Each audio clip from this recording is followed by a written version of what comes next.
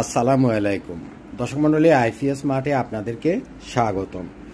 আজকের এই ভিডিওটাতে আমরা লিথিয়াম ব্যাটারির কিছু সমস্যা নিয়ে আপনাদের সাথে কথা বলবো, কারণ লিথিয়াম ব্যাটারিটা সবার জন্য না।